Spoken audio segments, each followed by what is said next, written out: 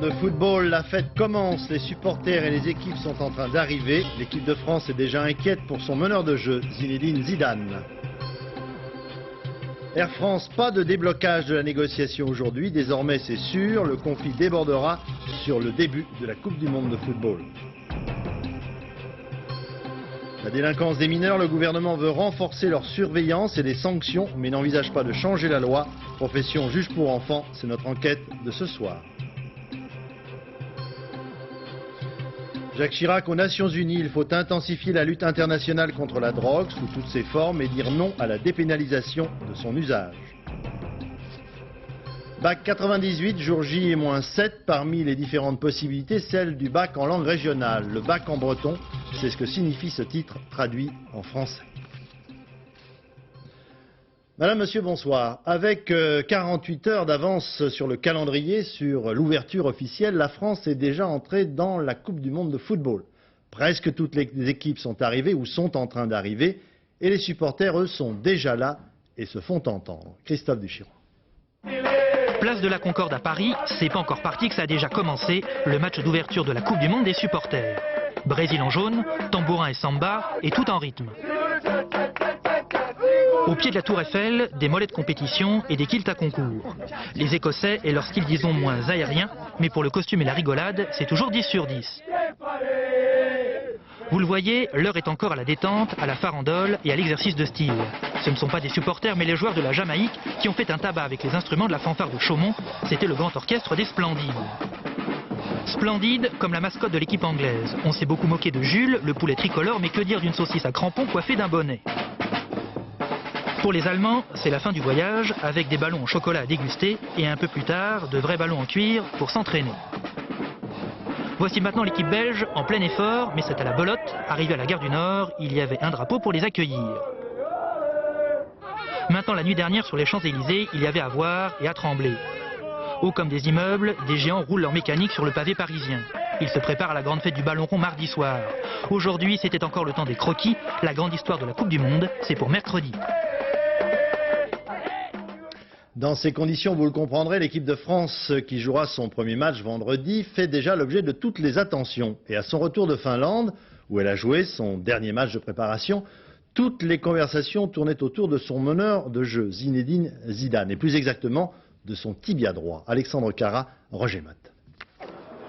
Tendu et pas vraiment bavard, Zinedine Zidane à la descente de l'avion. À vrai dire, cet après-midi, pour les Bleus de France de retour de Finlande, l'humeur n'était pas franchement à la rigolade. À l'instar d'Aimé Jacquet, plutôt avare de commentaires. No comment. Il faut dire qu'en Finlande, les Français ont connu des heures difficiles. Vendredi soir, au stade olympique d'Helsinki, dernier match pas vraiment amical pour les Bleus. Zidane est victime d'une action violente du Finlandais Viss. Résultat, le Français souffre d'une torsion à la cheville droite. Pour Jean-Marcel Ferret, le médecin des Bleus, on a frôlé la catastrophe. À quelques jours de l'entrée en scène de l'équipe de France dans le mondial, Zidane blessé, c'est une affaire nationale. Une inquiétude confortée par la mise au repos du meneur de jeu des tricolores, interdit d'entraînement tout le week-end. Un peu fuyant à la descente de l'avion, le médecin des Bleus s'est voulu rassurant sans être optimiste pour autant. Aussi bien qu'il peut aller. Il a fait le programme d'entraînement normal qu'il devait faire ce matin. Donc demain, verrons demain. Mais a priori, il n'y a pas de problème. Et même si au contact des supporters, Zidane retrouve le sourire, il faudra attendre demain et le premier entraînement collectif à Clairefontaine pour en savoir plus. Merci beaucoup. En rapport direct avec la Coupe du Monde, le conflit à Air France qui a toutes les chances de durer maintenant pendant une partie au moins de la compétition. Les négociations en effet sont au point mort avec les pilotes de ligne. Les syndicats des autres corporations de l'entreprise sont partagés. Quant à la direction, la seule chose qu'elle a annoncée officiellement aujourd'hui, c'est un conseil d'administration pour mercredi, voire jeudi. Dominique Barouche, Jean-Pierre Pasteur. Jusqu'à présent, la grève des pilotes d'Air France semblait se limiter au bras de fer entre la direction et le principal syndicat des pilotes, le SNPL. On voit émerger de nouveaux interlocuteurs qui permettraient de desserrer cette étreinte. Côté pilote, 2 syndicats minoritaires ont fait savoir qu'ils étaient prêts à cesser le conflit si la direction négociait notamment le passage aux 35 heures. Air France avait utilisé la même arme de la division pour sortir d'une grève similaire l'an passé. Sur l'ensemble de ces points, si on a une avancée, il est évident que l'ensemble des syndicats qui avaient mis ces points-là dans le préavis de grève sortiront de la grève. Autre voix discordante, celle du reste du personnel. Les années précédentes, il avait accepté un gel des rémunérations, 11 000 suppressions d'emplois et pour les hôtesses et stewards, une réduction de salaire d'environ 12%. Il redoute aujourd'hui de faire les frais d'une victoire des pilotes. Si ces économies qui doivent être réalisées au niveau des pilotes ne sont pas réalisées au niveau des pilotes, il faudra bien qu'elles se réalisent quelque part.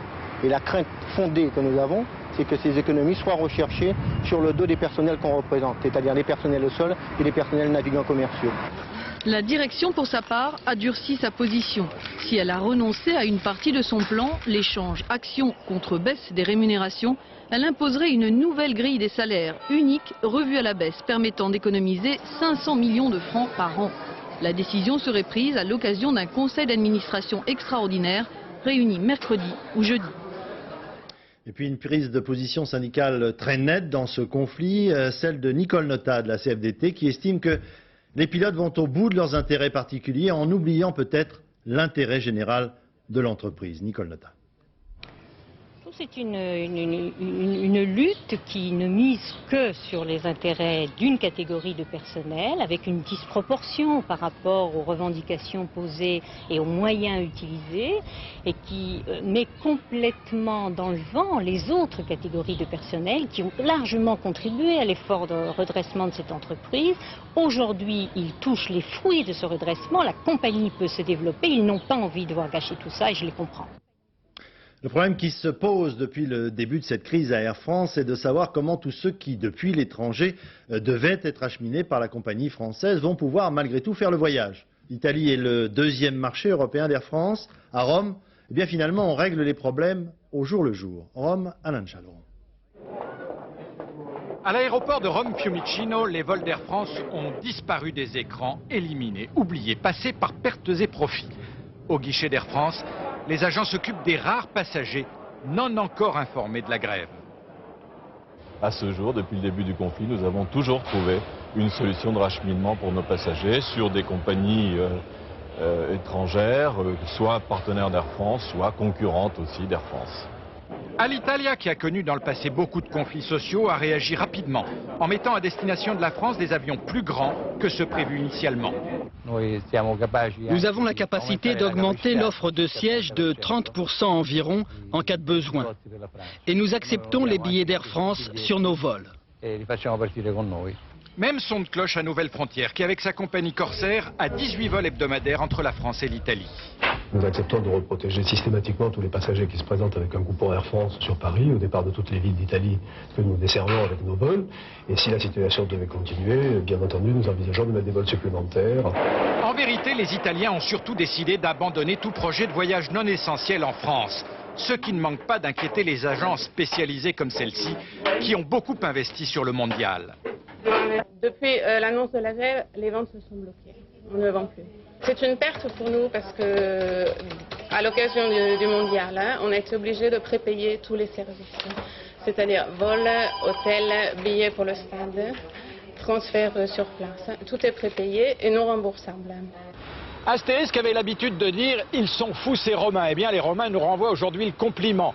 Le football, ici, c'est sacré, au même titre que la Mamma ou la Madone. Et les pilotes d'Alitalia, qui sont pourtant aussi des durs, n'auraient certainement pas osé mettre en danger un mondial italien. Puis encore aux Philippines, une grève des pilotes de la compagnie nationale qui a été privatisée a amené la direction de l'entreprise à licencier tous les responsables syndicaux pour grève illégale et a annoncé aux pilotes grévistes qu'ils seraient licenciés en cas de non-reprise du travail. Les pêcheurs de thon français restent ce soir dans l'incertitude. Le ministre de l'Agriculture, monsieur Le Pinsec, réuni avec ses collègues européens à Luxembourg, a demandé un délai de 6 ans avant une interdiction éventuelle des filets dérivants. Et il n'est pas sûr de l'obtenir. Pour les pêcheurs de thon de l'île-Lieuse, cette décision est capitale. C'est l'existence même de leur métier qui est en cause. Imaginez que sur l'île, 2000 des 5000 habitants vivent de cette seule activité. Reportage Olivier Sioux et Gabriel Camilla. Et personne, enfin je veux dire, le plan des 6 ans, là, personne n'y adhère. L'attente interminable au comité des pêches et finalement vers 18 h la nouvelle qui tombe, implacable. L'interdiction des filets maillons dérivants semble acquise, mais les ministres européens de la pêche discutent encore d'un moratoire. Une information immédiatement répercutée auprès des chalutiers en mer et que tous jugent inacceptable car dictée par les Espagnols. Ceci est bien triste. On est écœuré à l'île-Dieu de voir comment l'Espagne dicte. Ce n'est plus l'Europe des pêches, c'est l'Espagne des pêches en Europe. L'objet du litige, le voici, les filets maillons dérivants que la cinquantaine de chalutiers de l'île-Dieu utilisent pour la pêche au thon. Sous la pression de certains écologistes, l'Europe va donc les interdire, alors même qu'il est démontré qu'ils ne menacent pas les dauphins de l'Atlantique comme on l'a longtemps cru. Et ici, personne ne voit comment remplacer cette pêche qui fait la prospérité de l'économie locale. Les anciennes méthodes de pêche, on l'a fait pendant plusieurs années. C'était une méthode traditionnelle que font les Espagnols, à la ligne traînante et puis à la pavillon. Et ça n'a pas été compris, il a fallu changer. Les années ont fait qu'il fallait changer de métier pour que ça rapporte. L'île-Dieu est l'une des rares îles françaises à avoir conservé une pêche qui ne soit pas symbolique. 40% de la population en vit directement ou indirectement. La disparition de la pêche au thon serait donc une catastrophe pour tous. On vend du thon, on va commercialiser du thon de plus. Je viens d'ouvrir une conserverie qui va employer 5-6 personnes. Si je ne peux plus fabriquer des produits à base de thon, moi c'est une catastrophe. Depuis 6 mois, toute l'île s'est mobilisée pour défendre ses pêcheurs, même si aujourd'hui, il n'y a plus guère d'espoir. En attendant, tous se préparent quand même pour une nouvelle campagne qui risque bien d'être l'une des dernières de l'île-Dieu. Le vaccin contre l'hépatite B en question devant le tribunal civil de Nanterre. Le laboratoire anglais qui fabrique le vaccin a été condamné à payer une provision de 50 à 80 000 francs à 2 victimes qui avaient porté plainte. Pour autant, ce soir, le ministère de la Santé n'envisage pas le retrait du vaccin. Olivier Galzi, Yann Jikel. Depuis plus de 2 ans, Arlette Leroy se bat. Persuadée que le vaccin contre l'hépatite B a déclenché sa sclérose en plaques, les symptômes sont en effet apparus juste après la première injection. J'ai eu des atteintes à l'œil droit, des atteintes à l'oreille, des troubles de l'équilibre, des atteintes aussi au bras et à la jambe, d'engourdissement. Au bout d'1 an de soins et de différentes atteintes, le diagnostic de la sclérose en plaques a pu être fait définitivement par l'hôpital. Alors Arlette a intenté un procès au laboratoire. Et vendredi, le tribunal de Nanterre lui a donné raison, à elle ainsi qu'à une autre victime. Pour Gisèle Maure, l'avocate des plaignants, la mise en cause du vaccin par la justice est capitale. Ce qui est important dans ce jugement, c'est que le tribunal admet qu'il existe un lien de causalité entre la sclérose en plaques et la vaccination anti-hépatite B, se référant en cela d'une part aux documents médicaux, d'autre part à la littérature médicale. Condamné à dédommager financièrement les victimes, le fabricant du vaccin a fait appel, fort de la décision d'un autre tribunal. Le tribunal de grande instance de Paris a rendu il y a 2 mois un jugement qui est en fait complètement différent. En fait, que ce nouveau jugement vient en contradiction, que cette contradiction tient au fait aujourd'hui qu'on n'est pas capable d'établir un lien de causalité entre la vaccination contre l'hépatite B et le type de pathologie dont souffraient les patients. Les experts en effet ne reconnaissent pas ce fameux lien de causalité incriminant le vaccin. Pour l'heure, il ne sera donc pas retiré du marché. La ministre de la Justice, Elisabeth Guigou, a installé aujourd'hui officiellement le nouveau procureur général de la Cour d'appel de Bastia et son avocat général, précisant à cette occasion que cette nomination était un choix du gouvernement pour réaffirmer sa volonté de restaurer l'état de droit en Corse. Tous les moyens seront employés, a précisé Madame Guigou. La délinquance des mineurs au centre du Conseil de sécurité intérieure qui s'est tenu ce matin à l'hôtel Matignon. Des mesures réglementaires ont été prises. 500 nouveaux délégués bénévoles qui assisteront les procureurs afin que les délits soient sanctionnés d'ici à l'an 2000. Responsabilisation des parents avec les possibilités déjà existantes de suspension des allocations familiales, convocation des parents renforcée en cas de délit, lutte contre l'absentéisme scolaire avec la création de classes relais à faible effectif, création de foyers d'accueil pour éloigner les jeunes délinquants de leur lieu de résidence. Enfin, la création de petits quartiers pénitentiaires afin de pouvoir suivre individuellement ces jeunes détenus. Pour autant, il n'y aura pas de réforme du statut des juges pour enfants qui garderont toutes leurs prérogatives, à la fois prévention et sanction. Comment travaillent ces juges? Exemple au tribunal de Nanterre. Reportage Florence Bouquilla, Philippe Jasselin. Depuis 18 ans, Geneviève Lefebvre est juge des enfants. Elle a une double mission. Au tribunal pour enfants de Nanterre, elle sanctionne les mineurs délinquants. Et ici, dans la cité du Luth, à Gennevilliers, elle protège les mineurs en danger. Aujourd'hui, le juge Lefebvre a convoqué une famille. Le père est alcoolique, la mère et les enfants subissent ces violences depuis longtemps. Les services sociaux ont donc alerté la justice. Il y a 6 mois, le juge Lefebvre a ordonné une mesure d'investigation. Une éducatrice a été chargée d'aider et de surveiller la famille. Aujourd'hui, le juge veut établir un premier bilan. Avant de questionner la mère, Madame Lefebvre reçoit d'abord les enfants de 6 ans, 13 ans et 15 ans, un à un. Quand même, quand j'ai été saisie, ça allait pas du tout. Hein. Tu avais vraiment des problèmes de discipline. Et puis ça allait pas du tout pour toi, puis ça allait pas non plus du tout à la maison, parce qu'il y avait aussi des violences à la maison. Il a changé. Ouais. Qu'est-ce qu'il a fait changer, ton père? Parce qu'il a arrêté de boire et tout, et maintenant, il est calme. Semblait entendre. Après 1 heure d'entretien, le juge Lefebvre estime que la situation reste fragile et décide que l'éducatrice assistera la famille pendant encore 1 an. Là, j'ai quand même imposé ma décision. Hein. La maman aurait manifestement aimé que ça s'arrête parce qu'elle n'aime pas être sous le regard des autres, et ça se comprend parfaitement, hein, c'est légitime. Mais il faut bien quand même l'autorité du juge pour l'imposer.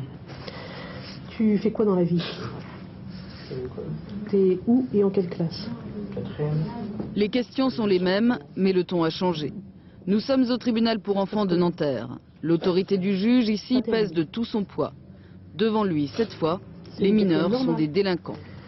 Bien, donc on te reproche d'avoir, à Gennevilliers le 20 mars 1998, volontairement exercé des violences sur mineur de 15 ans. L'altercation a eu lieu au collège. L'adolescent de 14 ans a brutalement poussé une jeune fille. Le père demande des dommages et intérêts. Je veux qu'il soit puni. Parce qu'il recommencera. Non, elle est tombée. Ben oui, et ben justement. Tu t'es pas posé de questions là. Tu fais du mal à quelqu'un, tu le laisses et tu fiches le camp? J'avais peur. Ben oui, mais elle avait mal. L'audience finale aura lieu dans quelques mois. En attendant, le juge ordonne le suivi éducatif de l'adolescent. Pour Geneviève Lefebvre, les mineurs délinquants sont souvent aussi des mineurs en danger. Ce qui m'importe, c'est pas de prononcer telle ou telle sanction ou prendre telle ou telle mesure. Ce qui m'importe, c'est qu'ils comprennent le sens de ce qu'ils ont fait et le sens que la société donne à ce qu'ils ont fait, c'est-à-dire le sens de la loi. Et ça, ils l'ont pas du tout. Ils sont assez à côté des lois. De ce point de vue-là, ils ne sont pas éduqués, ça c'est sûr. Moi, c'était pas pour elle. Fin d'audience pour Gaël, 17 ans, accusé de recel de chèques volés et de vol de rodateurs. Si je te juge dans mon cabinet aujourd'hui, ça veut dire que je renonce à prononcer toute peine à ton encontre cette fois. Et si je le fais, c'est pour une unique raison, c'est que c'est la première fois que je te vois et que j'ai pas l'habitude de renvoyer des primaires devant le tribunal pour enfants, des gens que je n'ai pas suivis et à qui je n'ai pas donné leur chance devant le tribunal pour enfants. Donc je te donne ta chance. Cette faveur, le juge Lefebvre l'accorde toujours aux mineurs, sauf en cas de trafic de stupéfiants ou de délits très graves. Mais à chaque fois, le juge se demande si ces adolescents sauront saisir cette dernière chance. Environ 400 sans-papiers ont manifesté cet après-midi à Paris. Ils occupent actuellement un temple protestant rue des Pyrénées. Ils veulent obtenir un réexamen de leur dossier et menacent d'entamer une grève de la faim. Une délégation a été reçue à l'hôtel Matignon et une éventuelle rencontre avec le Premier ministre Lionel Jospin pourrait avoir lieu mercredi prochain. Le ministre de la Culture a installé aujourd'hui officiellement un comité de vigilance regroupant des écrivains, des artistes chargés, a dit Mme Trottmann, d'empêcher le Front National de prendre la culture comme cible privilégiée, tentant d'opposer le peuple aux artistes.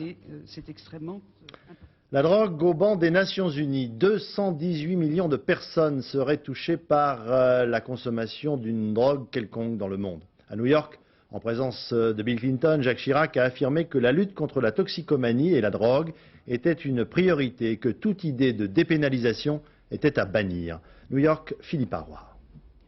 New York, la ville de l'ONU, ici la drogue on connaît et on réprime en vain.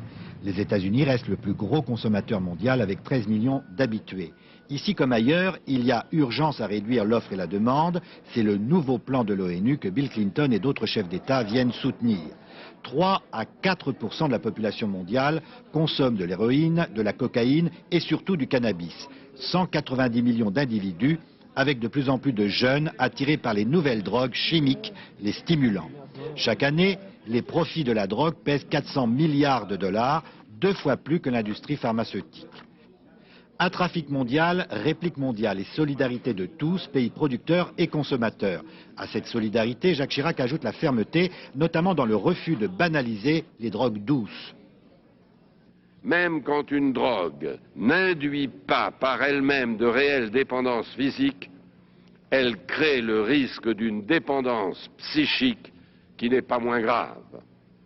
Face à de tels dangers, je crois à la valeur et à l'efficacité d'interdits adaptés à la gravité des situations qu'ils visent.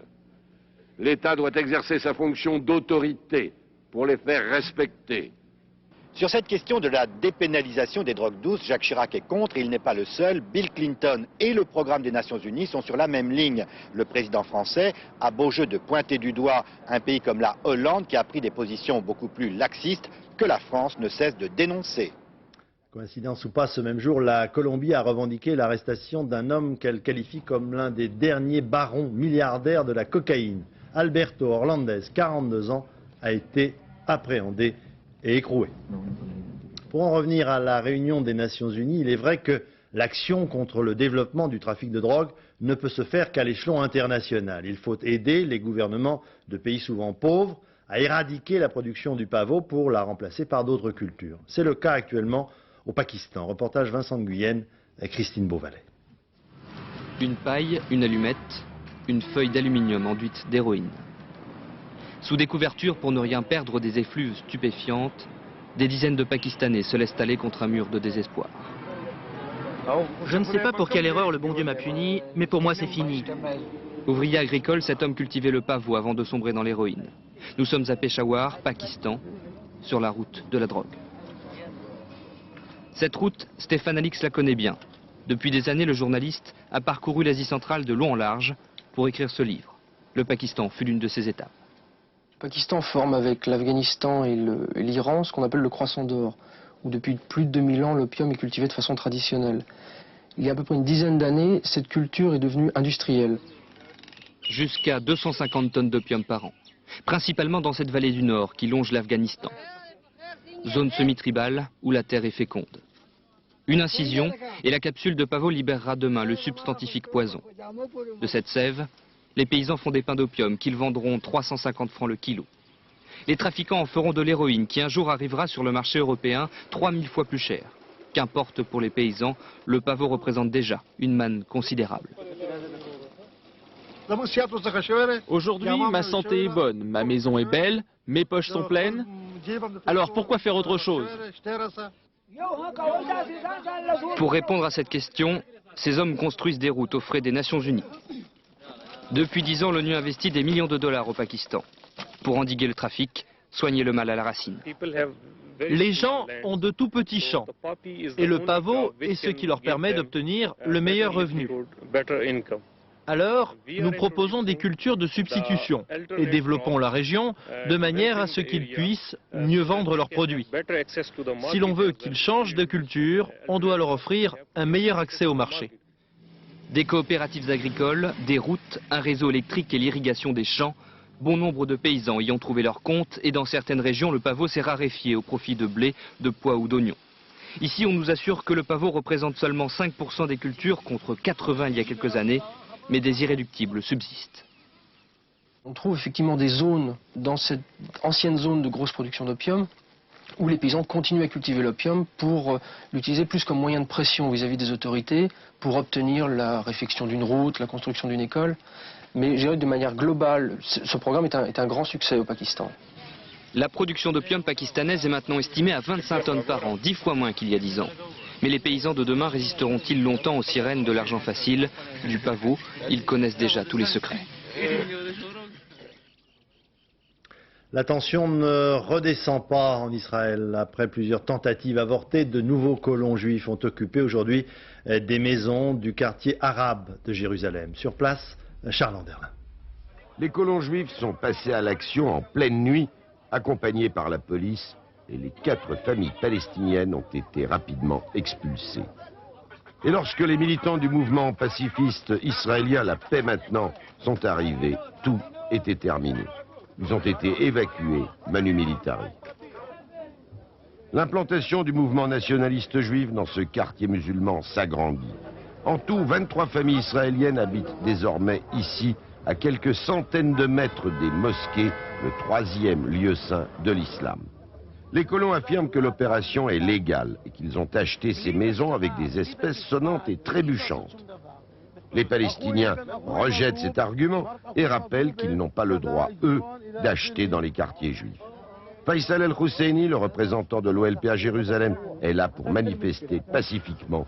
Il est de moins en moins suivi par la rue palestinienne. Lorsque je demande aux gens de venir manifester pacifiquement, ils me répondent « Ah, ce n'est pas la bonne manière. On viendra pour un vrai combat, pas pour une simple protestation. » À Silouane, comme en Cisjordanie, on accuse de paralysie l'autorité de Yasser Arafat. À mon avis, il va y avoir une explosion. L'autorité palestinienne ne fait rien pour nous et n'est pas capable de faire quoi que ce soit. En tout cas, lentement mais sûrement, Silouane est en train de devenir un quartier mixte judéo-arabe. D'autres opérations d'implantation de ce genre sont prévues par les colons dans les toutes prochaines semaines. Disparition du chef de l'État nigérian, le général Abacha, président du gouvernement militaire. L'annonce officielle en a été faite quelques heures plus tard à peine. Il serait mort d'une crise cardiaque. Retour en France, en dehors de la Coupe du Monde de football, plusieurs millions de familles françaises vivent dans l'appréhension, c'est un euphémisme, des prochaines épreuves du baccalauréat. On le sait aujourd'hui, il y a un catalogue impressionnant de bacs différents auxquels il faut ajouter depuis 2 ans maintenant des examens en langue régionale. Exemple, le bac en breton, non seulement en option pour la langue, mais aussi pour une matière principale comme l'histoire-géographie. Jacques Deveau, Michel Hiver.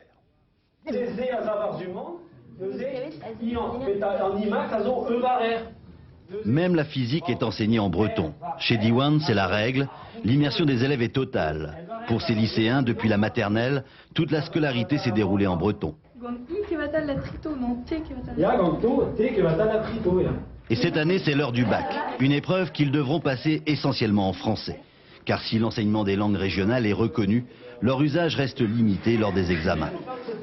C'est vrai que bon, des fois, je me retrouve, même quand on a fait les bacs blancs, je me suis retrouvé à mettre des trucs en breton. Donc si on avait tout en breton, je pense le bac, c'est très bien, quoi.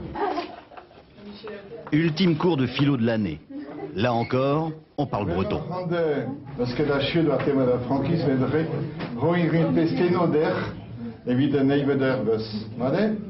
Un enseignement qui impose des contraintes.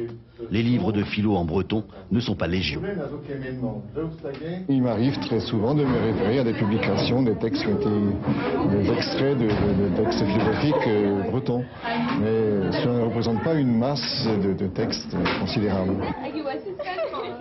Chez Diwan, des enseignants aux élèves, tous ont le même but, montrer que le breton a encore un avenir. Ici, on est militant et solidaire. C'est un tout, parce qu'on a aussi une langue spécifique. Quand on se rencontre, c'est différent que quand on voit d'autres amis. Parce qu'il y a ça qui nous rapproche encore plus, parce qu'on fait une lutte en commun, en fait. Cette langue-là qui nous est propre et qu'on a envie de faire continuer à avancer, donc c'est un plus, forcément ça nous rapproche. L'an dernier, Diwan a présenté 11 élèves au bac et obtenu 100% de réussite. Preuve que l'enseignement en breton n'est pas un handicap. C'est à 2 jours du début de la Coupe du Monde que le nouveau président de la Fédération internationale de football a été élu aujourd'hui. Le Suisse Joseph Blatter qui remplace Joao Havelange. Joseph Blatter fera équipe avec le Français Michel Platini. Le maire communiste de Saint-Denis, où est implanté le Grand Stade, ne veut pas que les jeunes de sa ville se retrouvent à l'écart de l'événement Coupe du Monde de football. Il a donc initié un certain nombre de manifestations pendant toute la durée du mois de juin. Philippe Visserias, Alain Locaccio. Dernière répétition dans la cantine du lycée. Bientôt, ils danseront et ils joueront dans les rues de Saint-Denis. Ces élèves préparent un gigantesque carnaval qui se déroulera le 20 juin prochain en pleine Coupe du Monde. Pour ces jeunes, y participer est un symbole. Bon, on est des jeunes qui sortent de cité, c'est vrai qu'on n'est pas toujours bien vus. Et puis c'est une opportunité pour nous de montrer que les jeunes de cité peuvent faire quelque chose, qu'ils ne sont pas tous comme on le pense. Nous sommes au lycée Sugère, situé à proximité du Franc-Moisin, un quartier réputé sensible de Saint-Denis. Le Stade de France se trouve à quelques centaines de mètres à peine. Pour les enseignants, il fallait tout faire pour que ces jeunes ne se sentent pas marginalisés à l'occasion de la Coupe du Monde. L'événement qui avait uniquement une dimension internationale, planétaire, très médiatique, maintenant est devenu aussi un événement pour eux, qu'ils ont construit, auquel ils ont participé, et pas participer de manière périphérique, participer pleinement, étant aussi un centre de ça. Il reste à régler pour eux, parce que c'est une véritable obsession aussi, il reste à régler pour eux les retombées en termes d'emploi, les retombées en termes de construction de logement. Ça, ils en parlent quotidiennement. Pour l'instant, c'est la Coupe du Monde, il y aura tous les touristes, tous les étrangers qui vont venir. Mais après la Coupe du Monde, il va se passer quoi? Ils vont tous repartir chez eux, tranquillement. On va oublier Saint-Denis. Et puis, dans leur tête, ça va revenir comme avant. Revenir comme avant. Voilà ce que les responsables de cette cité de 90 000 habitants veulent éviter. Saint-Denis, site officiel du mondial, une bonne occasion pour améliorer l'image de la ville. Il est vrai qu'ici, la Coupe du Monde laissera des traces. Le quartier de la Plaine illustre ces bouleversements. L'autoroute qui passait entre ces immeubles a été recouverte. Et à proximité du Stade de France, on a construit 2 nouvelles gares RER. Là, c'est la nouvelle gare, là. Là, juste derrière le grand stade. Ibrahim et ses copains ont vécu tous ces changements. Mais eux, ce qu'ils veulent, c'est du travail. Dans cette ville où le chômage touche 18% de la population active, le Stade de France a généré 1 millier d'emplois, insuffisants à leurs yeux. Ils ont promis des emplois et puis rien du tout. Vous avez cherché, vous? Bien sûr, on a déposé des CV partout, mais bon, il n'y a rien. Ils ont à vous contacter, mais ils contactent personne. À Saint-Denis, la Coupe du Monde ne laisse personne indifférent. Déception pour les uns, fierté pour les autres. Moi j'en ai entendu appeler au pays pour dire « Ah, tu te rends compte, Ronaldo et tout ça, il va jouer à 200 mètres de chez moi ». C'est une fierté. Quand on va jouer à Noisy-le-Sec et tout ça, et qu'on nous dit « Vous venez d'où ?» Ils disent plus à la Plaine Saint-Denis, quoi. On est le quartier du Stade de France. Symbole du rêve inachevé, ces jeunes footballeurs n'ont obtenu aucun billet pour les matchs de la Coupe du Monde, qui se dérouleront pourtant à quelques mètres de chez eux. Le match d'inauguration opposera sur France Télévisions le Brésil à l'Écosse. Dans une île perdue au large de l'Écosse, des Hébrides, 50 habitants de l'île s'apprêtent à faire le voyage de leur vie, direction la France. Ils en rêvent mais n'y croient pas encore vraiment. Londres, Étienne Lénart. On est un peu ici comme au bout du monde. À l'extrême nord des îles Hébrides, Stornoway marie ce jour-là en kilt et cornemuse l'un des enfants du pays. En temps normal, ce seul mariage aurait suffi à faire l'événement. Seulement voilà, dans 48 heures, l'Écosse affronte le Brésil et les convives ne parlent plus que de ça. Je ne suis pas un dingue de foot, mais malgré le mariage, je vais quand même regarder les matchs de l'Écosse. Moi, je pense qu'on va battre le Brésil. Oh, je suis sûr qu'ils passeront le premier tour. Dans cette région où d'ordinaire le moindre ragot de voisinage se transforme en affaire d'État, l'annonce que 50 habitants, c'est considérable, allaient partir tous ensemble pour la Coupe du Monde, a fait l'effet d'une petite bombe. En échange de places pour les rencontres, la ville de Saint-Étienne a en effet demandé aux habitants de Stornoway d'offrir à la France un petit bout de leur Écosse. Le Shinty, sorte de hockey sur gazon, va donc s'expatrier dans la région Rhône-Alpes le temps de la Coupe du Monde. Et ils ont beaucoup de mal à le croire. On amène des chanteurs, des acteurs, des sportifs, bref, c'est toute l'île qui débarque en France. On avait une chance sur 1 million. Même dans mes rêves les plus fous, j'aurais jamais imaginé aller en France. Avant le départ pour un voyage de 2 jours au moins en ferry et autocar, nos 50 supporters ont accompli leur devoir civique de bookmaker écossais. Certes, leur équipe favorite est très loin derrière le Brésil et la France, mais l'espoir fait vivre. J'ai parié 200 francs que l'Écosse allait battre le Brésil 2-1. Et vous y croyez vraiment ?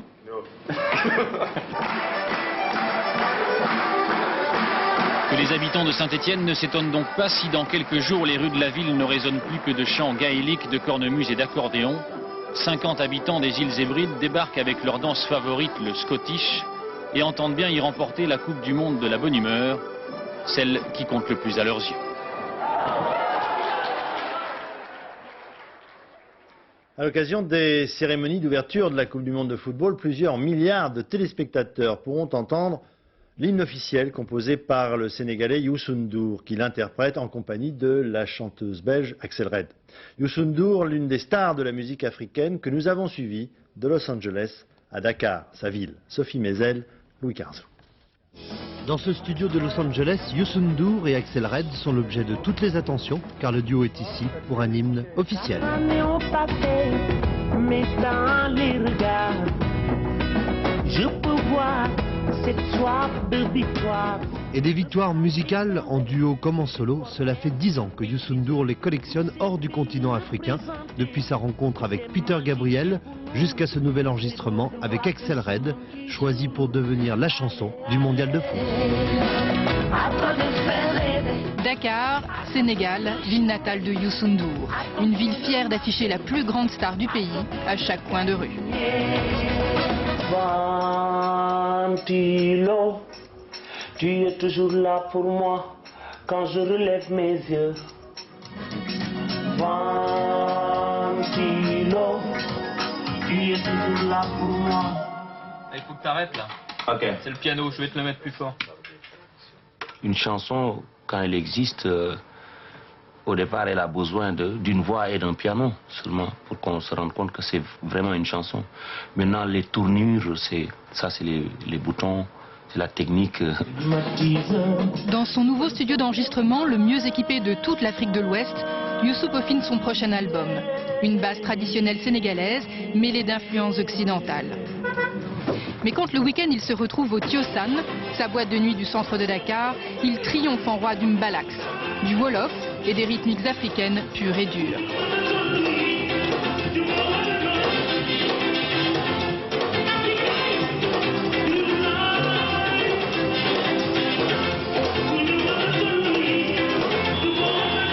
Bousculade et foule en délire, 200 000 personnes descendues dans les rues, 15 000 billets vendus pour un concert qui fera date.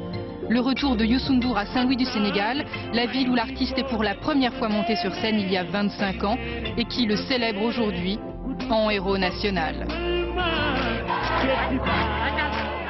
Un héros national avec rang d'ambassadeur, car à travers ce nouveau duo comme celui d'il y a 4 ans avec Néné Cherry, Youssou N'Dour essaye aussi d'ouvrir les regards sur l'Afrique.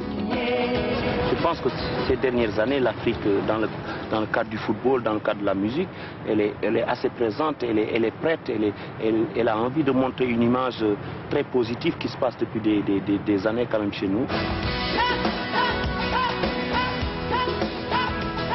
Et pour que cette reconnaissance de l'Afrique ne dure pas seulement le temps d'un refrain ou d'une mi-temps, après la sortie de son nouvel album, Youssou N'Dour veut se consacrer aux jeunes talents du Sénégal et qui sait, les amener à leur tour jusque sur les bords du Pacifique.